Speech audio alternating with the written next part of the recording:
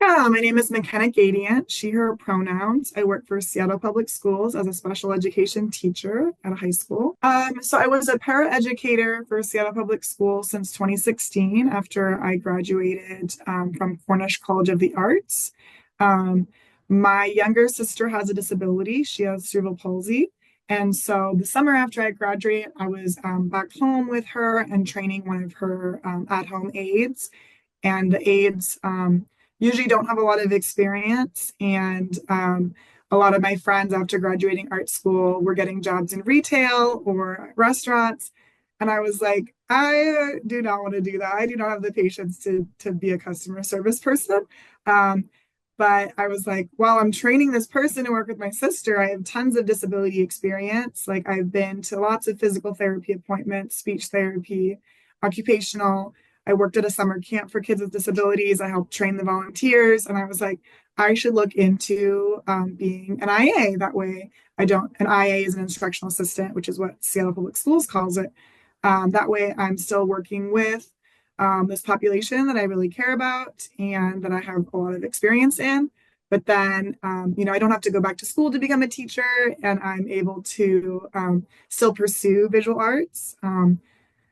And then I did that for a number of years. And fast forward to 2020 with the pandemic, I was taking a lot of online classes and through WEA, Washington Education Association. And I was like, oh my gosh, I really love learning about all these laws. I really love learning about all these practices, all those different ways to collect data. And I was like, is it time? Like, am I ready to be into the classroom as a teacher? Am I ready to like go back to school?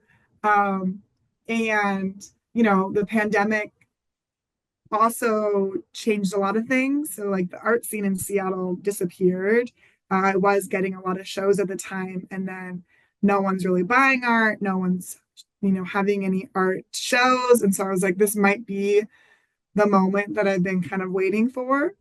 And so I applied to Seattle teacher residency. And at that same time, I ended up actually getting vocal cancer, so I couldn't talk. And so I did the interview literally like totally out of it because of radiation, because it makes you so exhausted and loopy. And then I got in, and I was like, how did I get in? And then I deferred for a year because I was like, I feel like not me at all. And so I needed a year to rest and recover. And then I went to the program, and now I'm a teacher. And it's really nice. And I'm not as bored because when I was a paraeducator, I was really bored.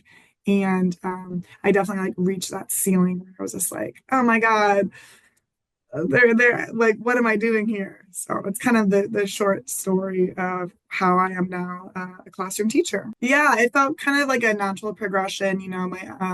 I'm the oldest of three sisters, and so the middle sister actually teaches special education in Boise, Idaho. And my mom has always been, our first teacher because we were homeschooled, and she went back to school when I went to college for the first time. She went to school to work with my sister as like a neuro movement therapist. So it's like a type of Feldenkrais.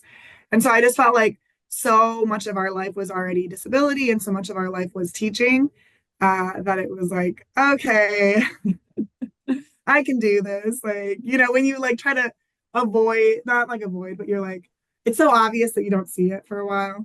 I'm like, no, my sister's the classroom teacher. And I'm like, I mean, maybe there can be two classroom teachers in the family at the same time. Well, I remember my first year actually, I worked in an elementary where there was a few Seattle teacher residencies graduates that were there. And they were like almost immediately telling me like, oh, you should do the program, like it's really intense, but it's also really awesome. And having been worked not directly under them, but like in their classroom because our students would push into their class, they were the ones that were the most competent, both working with students with disabilities as well as just like knowing about racial equity work and culturally diverse, like linguistic classrooms. And so I always knew about the program, but it was just uh, when do you make that leap, right? Like those educators were really great, but they were also like this is the worst year of your life because it's so intense. Like the workload is so big, the assignments are so large, and so it is very daunting to be like, okay, I guess I'm signing up for having no social life. Get like you don't have the summers because it's two summers and then one full school year of classes. And I was like, when am I ready not to have a summer? Like when you're in the classroom full time, you really, even if you're a paraeducator, you really do need that summer to recuperate. Um, so what kind of made me ready? There's a really high turnover of special education teachers. And so I had worked for a number of years with teachers who were either out the door or first year teachers. And so I honestly, I'm not sure if this sounds a little like full of myself, but like I really got bored being the para, being the one that's like not paid as much and can't make all the decisions, but yet has been there longer than the classroom teacher and has been there longer and like is trying to show you more about the students and like helping like how the schools run and like getting you up to speed, but then like knowing that like I also need to stay in my lane. I'm also not the classroom teacher. Like they're the ones that have all these other responsibilities, but also it's hard year after year having new colleagues that are brand new. And I was like, oh my goodness, it's too much. And so maybe it's just time to be the classroom teacher so I don't have to be frustrated with this turnover. Seattle Teacher Residency is a collaboration with four different entities. So it's Seattle Education Association, which is the union, Seattle Public Schools, which is our district, University of Washington, and Alliance for Education. And so it's really nice because you get to have those four different stakeholders and see the full picture of what this educational profession looks like. So it's a master's program first off. And so if you're a high school student, I would let you know, hey, like you definitely need to choose like a bachelor's program to be ready for Seattle Teacher Residency because it is a master's program. Um, and yeah, so do that first. And then the really nice thing about a residency is that you're in the classroom from day one. And so even in the summer when we have classes, we are with students a lot more than the other programs. And so rather than just having 6 weeks of student teaching, you are in the classroom the whole entire program. And then I don't really know the exact numbers of how much, like, right, whether it's 6 weeks fully on your own for the other programs, but you're doing mini lessons from day one. You're doing one full day a quarter, right? Like from day one, and then you're really getting to observe your mentor teacher. And even if it's not officially taking over fully from day one, like getting a chance to actually be submerged in different educational practices and running small groups and teaching mini lessons is, I think, a really good opportunity because it's an accelerated program. And so I've worked with educators from other accelerated master's programs who just don't have, in their first year as a classroom teacher, they don't have that competency and efficacy of knowing their strengths or weaknesses in the classroom because they're still so new to working with students. And something that's really nice about it is from day one, you declare whether you're going to be endorsed. You get dual endorsed, and so you leave the program having a K-8 endorsement as well as either an ML, so multilingual, or special education endorsement. And I think that's really important because we need to have educators that feel competent and comfortable teaching all of our students and not segregating students and being like, oh, that's your student, like you're the special ed teacher, you're the one that works with them. And I think that some of that stigma is actually from naivety and inexperience and like fear of the unknown, right? But if you're actually working with kids with disabilities, even if you plan to be a general education teacher, those students with disabilities will still be in your classroom in different, it might look different, but like they're still general education students first. And so a program that actually prioritizes that emergent gen ed, ML, and special education was really important for me, as well as knowing that I was going to be a special ed teacher. I could be asked to co-teach math. I could be asked to co-teach reading. I could be asked to co-teach science.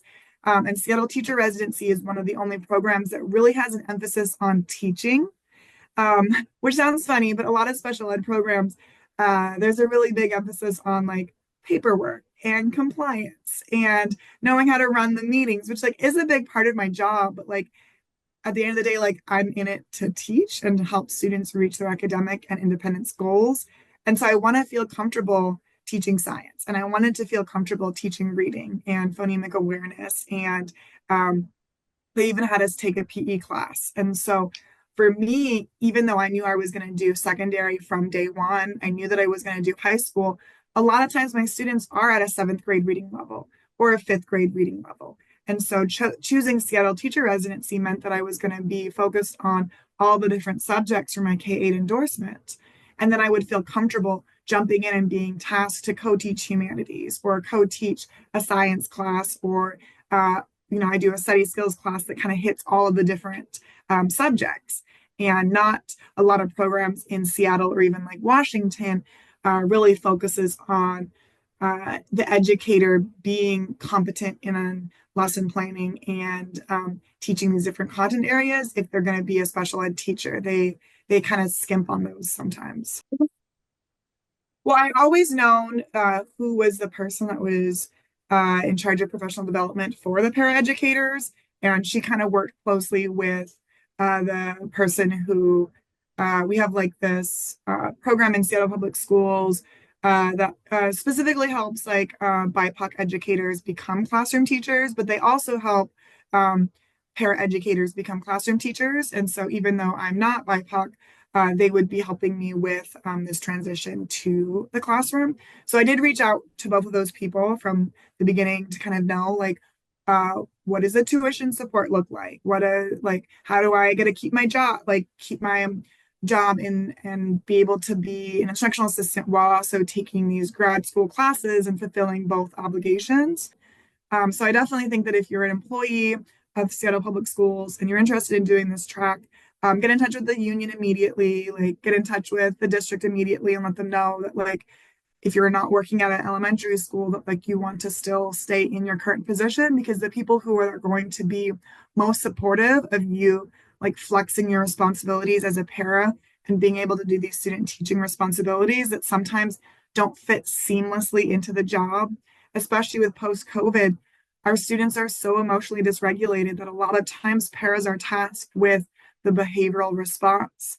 And so then we're outside of the lesson, right? We're trying to respond to the student that's hiding in the hallway, or that's missing in class, or that is maybe in a fight with their friends and, not in the classroom. So I can't just be teaching and still doing my job. So yeah, that really early on advocacy of asking for support, if you are in this program, and who knows, by the time this project is done, maybe they'll have those guardrails in place. I am hoping to do some work over the summer with the program to make sure that we have more clear expectations, as well as I know that the district has asked for a more emphasis on high school teachers, because high school sped teachers have such a high turnover rate. And so they've asked specifically that their graduates be willing to take high school jobs, as well as be prepared and feeling confident in them. So that is the kind of the biggest barriers and obstacles faced, is just how do you in a brand new school tell your principal, I really need my schedule to be changed. I really need time that's actually teaching and time with my mentor teacher. You can't have me doing bus duty and playground duty and lunch duty in order to make sure that the student isn't dysregulated, because I'm here to do student teaching. And so it's really awkward, right? You usually don't want to be in that confrontational space with your boss. I really think that my creativity got to show up in a new way. I always felt like I was able to be creative when I was a para, because there's such a flexibility that we need to have for our job. One day a student might be responding to one strategy, and the next day it might not work, and we have to be flexible and creative.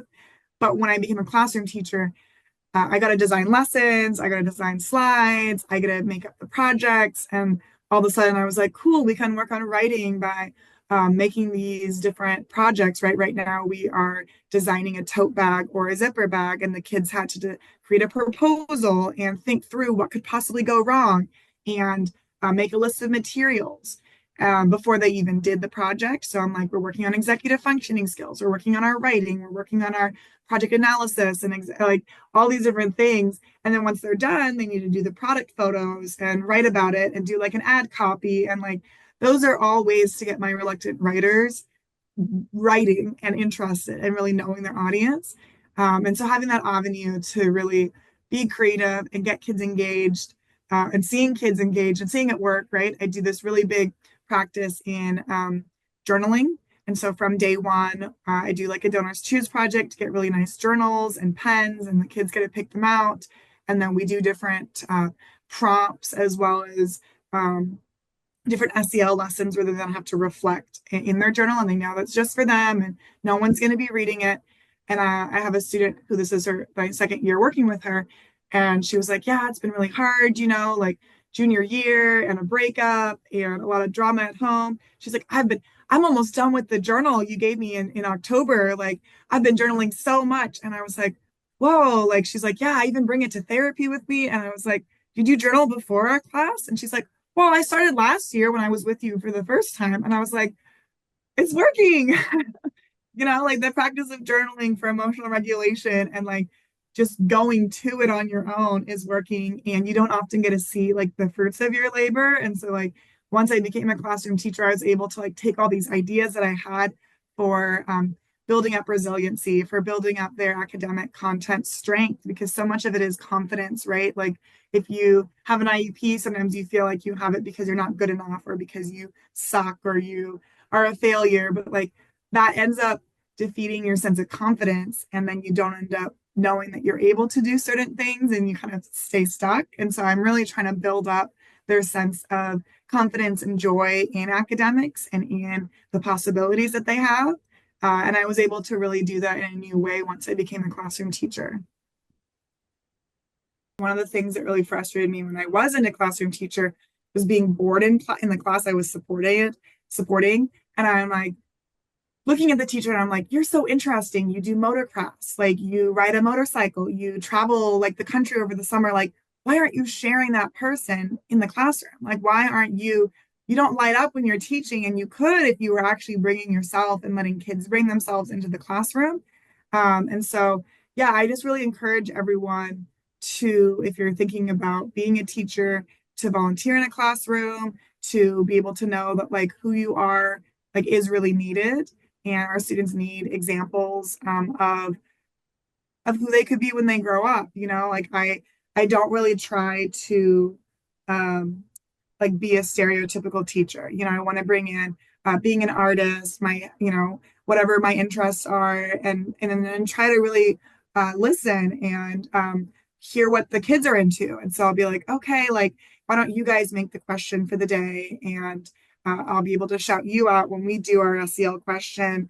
Or I was like, yeah, when we did our journaling project, I knew some of the students' interests. So I was able to get a bunch of different stickers in their interests. And they're like, how did you know I really wanted like the Filipino flag on my journal? And I was like, oh yeah, like that's for you, like I knew that you really wanted those things, right? Like, or they're like, how do you know I love cats and I love plants? And I was like, I'm listening. Like, I want things that you want to be in your projects. And so I'm not sure if that's really encouraging to future teachers, but I would just say, like, continue to ask for help, right? Like, I was always asking my like principals, my old job, and then I stay in touch with them even as I got jobs at elsewhere. The people at the district, like ask them if there is any support for becoming a classroom teacher, and like what scholarships are there. There's the Seattle Retired Teachers of Seattle Association. They're not like a union. They're like a kind of like a PTA in a way. It's basically a bunch of retired teachers,